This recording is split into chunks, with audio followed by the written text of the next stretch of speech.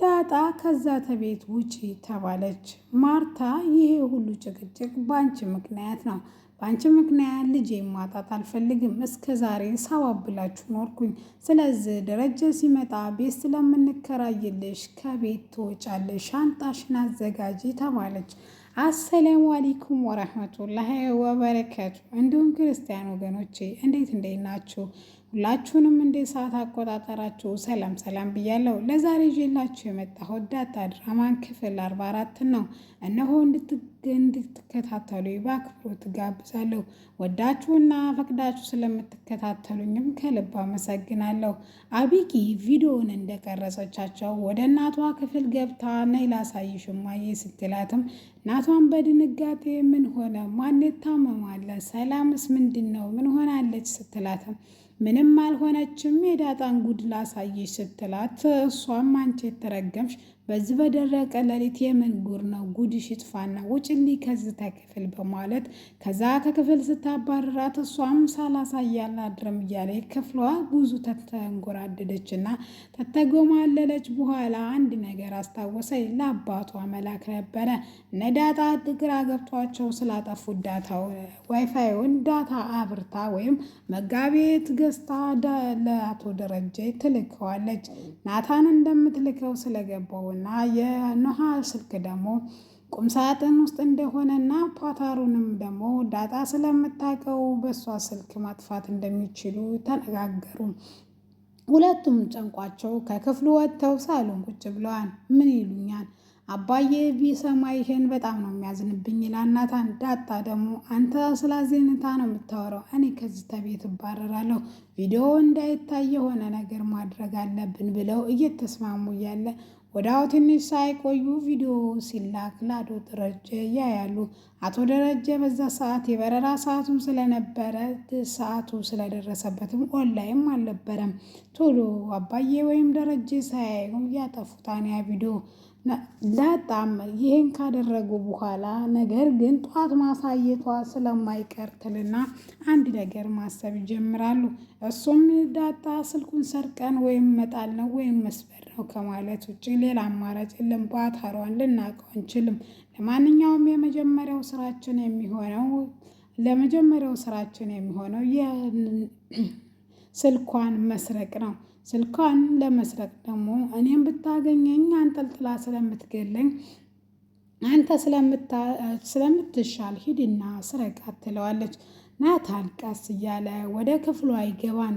እሷም ርቦይሷንና ቪዲዮዋን የላከች ስለመሰላት ለጥ ብላ ተኝታ ነበረ።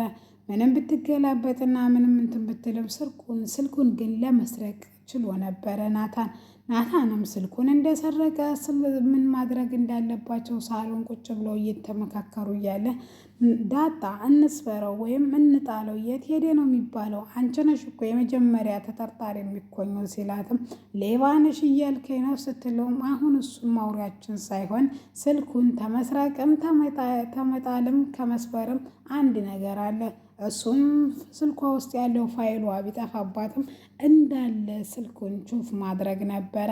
እሷም ዳጣም የሆነ ነገር እኮ የምትፈልገው ነገር ሊኖር ይችላል፣ ከኛ ጉዳይ አይበልጥም በማለት እንዳለ ስልኳን ፎርማት ያደርጉባታል።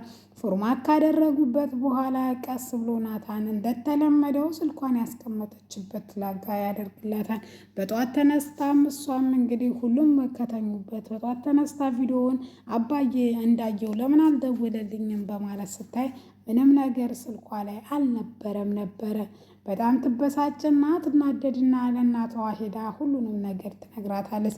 እስቲ ተረጋግተሽ ንገሪ፣ ምንድን ነው የምትይኝ አብጌ ስትላትም ለምንድን ነው እናንተ ማትረዱኝ? ለምንድን ነው እኔ ልጅሽ አይደለሁም ወይ? ለምን አታምንኝም? ዳጣና ናታን አባዬ የለም ብለው ቤቱን እኮ አዋረዱት እያለች ትቀውጠው ጀመር።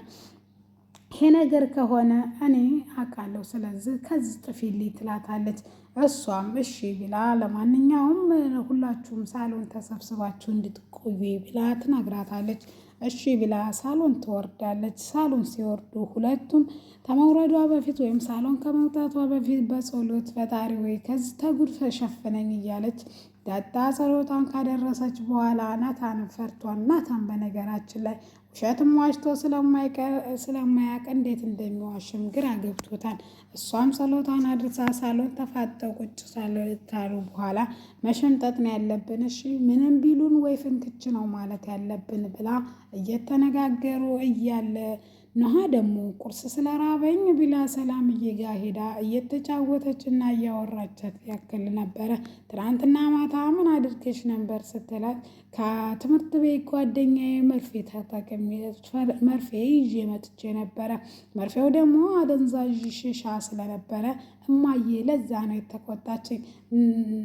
ሰላምዬ እዚህ ቤት መርፌ ያለ እንዴት ስትላት ከቤተሰብ ሳይሆን ከማንም ሰው ነው አትቀበይ ያለችሽ። ስለዚህ ከእኛ ቤት ውጭ ለማንም ቢሆን እንዳትቀበይ ትላታለች። እሷም እሺ በማለት ምጥንም መታ ከዛሬ ቀን ጀምሮ እንደዚህ አይነት ነገር የምትቀበይ ከሆነ እማዬ ትምህርት ቤት እንደምትቀይረና አንድ ላይም እንደማታደርገን ነግራናለች። ነዋዬ ከማንም ምንም እንዳትጠቀሚ፣ ይሄ እኮ ሽሻ ነው፣ ፖሊሶች ቢያገኙሽ እኮ ሊያስሩሽ ይችላሉ፣ ሰው መስረሻቸው በማለትም እናቷ ታስለቀሰቻትና ብዙ ታስጮኸቻት። በኋላ ስለተኙም ለምንድን ነው እንደዛ አስለቅሳሽ አብረሻት የተኛሽ ብትላትም አባዬ ባይመጣ እኔ ሁሌም ከእናቴ ጋር ብተኛት ደስ ይለኛል ትላታለች። የማይሰበሰብ የለም ወይም የማይነጋ ሌሊት የለምና ነጋና የናታንና የዳጣ ጉድ ሊወጣ ቁጭ አሉ ሳሎን ተሰብስበው። እስቲ የሆነውን ሁሉ ንገሩኝ በማለት ከአብይ ትጀምራለች። ማታ ሲሳሳሙ ቪዲዮ ስለቀረጽኳቸው ጉዳቸውን እንዳላያቸው ስልኬ ላይ ያለውን ሁሉም ነገር ፎርማት አድርገውብኛል በማለት ትጀምራለች። ናታን ቀጥሎ እውነት ነው ወይስ ውሸት ነው በማለት ስታፋጥተውም እሱም እየተንተባተበ እያለ ፈጽሞ እንደዚህ ውሸት ነው ትዬ እኛ ተቁጭ ብለን በአንድ ላይ ቪዲዮ እያየን ወይም ፊልም እያየን እያለ የተሳሳምን መስሏት ነው እንጂ እኛ ምንም አላደረግንም በማለት ትሸመጠጣለች። ናታንም እንዴት ነው እውነት ነው ሲልም አዎ እውነት ነው እማዬ እኛ እንደዛ አላደረግንም ትላለች ይላታል እሷም ነገር ግን ውሸታቸውን ነው እማዬ እኔ ልጅሽ አይደለሁም ወይ ለምን አታምኝም እያለ በደጋጋሚ የጮኸች ነበረ አብጊ። እሷም አንድ ነገር ትወስናለች ማርታም ተንግዲህ ወዳ ከእናንተ ጋር ማባበልና እናንተ ማሽኮርመም እኔ ሰልችቶኛል። ስለዚህ ዳጣ ሻንጣሽን አዘጋጅተሽ ከዚህ ተቤት ትወጫለሽ፣ ደረጀ ሲመጣ ቤት ተከራይቶልሽ ቤት ትለቂያለሽ ትላታለች። የዚህ ጊዜ እጥፍ ድርብ በጣም ደስ ይላታል አቢጊ። እንደዛውም ብላ ወደ ስራ እንድትሄድ ሰላምዬ ሻይ አፍሊልኝና ቁርሴን አቅርቢልኝ ካለች በኋላ ወደ ስራ በጊዜ እንትናን መቀበል ስላለባቸው ደረጀ ከኤርፖርት መቀበል ስላለባቸው ተዘጋጅተው ሁሉም እሷም ወደ ስራዋ ትሄዳለች። አቢጊም ክላስ ስላልነበራት ቁጭ ብላ ነበረ። ናታንም ልትወጣ ነው ምን ይበቃሃን ትለዋለች። ወደድሽም ጠላሽም እኔና ዳጣ ዝቤ ከሌለች አንድ ሳምንትም አልቀመጥም፣ ቁርጥሽን ወቂው እኔም እወጣልሻለሁ ይላታል። እሱንም እናየው ይሆናል። እናቴና አባቴ የለም ብላችሁ ቤቱን የባለጌ መጫወቻ ታደርጉታላችሁ በማለትም እሷ ትለዋለች። ማንም እንዳንቺ አይነት ባለጌ የለም አረፈሪ አብይ ብሎትም ጥሏት ይሄዳል። ይህንንም እንዳደረጋትም እሷም አባቷ ስለሚመጣ እናቷ ተስራ ስትመጣ ተዘጋጁና ጠብቁኝ ብላ ዳጣን ደግሞ ቤት ውስጥ ቡና ቀራርበሽና ቤቱን ፏ አድርገሽ ጠብቂኝ በማለት ታዛታለች። ዳጣም ታዛዥ ነው ብላ እህቶቿ ወደ አባታቸው ጋር ከእናታቸው ጋር ሊቀበሉ ሲወጡ ሰላምዬ ደግሞ ጤና ጣቢያ ቀጠሮ ስላለባት ክትትሏ ዛሬ ስለነበረ ወደ ሕክምና ወይም ወደ ክትትሏ ወደ ጤና ጣቢያ ትሄዳለች። ብቻቸውን ናታንና ዳጣ ይቀራሉ እዛ ቤት ዛሬም በድጋሜ።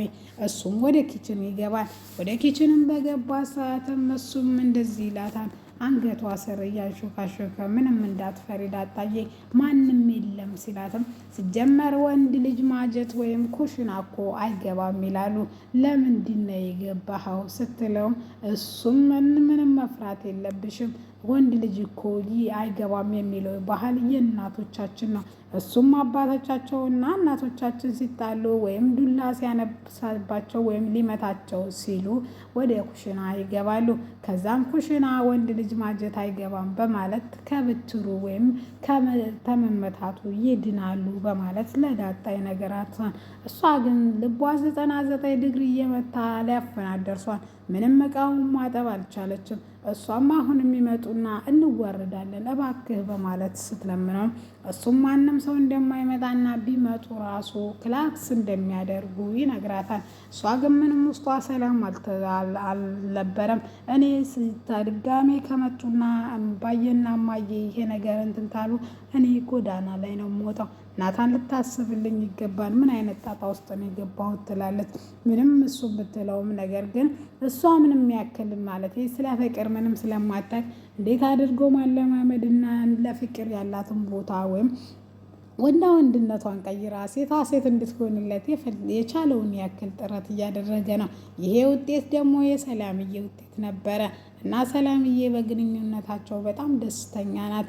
እንደዚህ እያለችውና አንድ ላይ ሆነው ሊሳሳሙ በድጋሜ ሲሉ ወይዘሮ ማርታን ተመኪና ወርዳ ትመጣና ታገኛቸዋለች እዛው ኩሽና። በድጋሜ ውርደትና ቅሌት። ውድና የተከበራችሁ የፍቅር ጎጆ ቤተሰቦች ዛሬ ዳጣ ድራማ ይህን ይመስል ነበረ። ስለተከታተላችሁ ከልብ አመሰግናለሁ።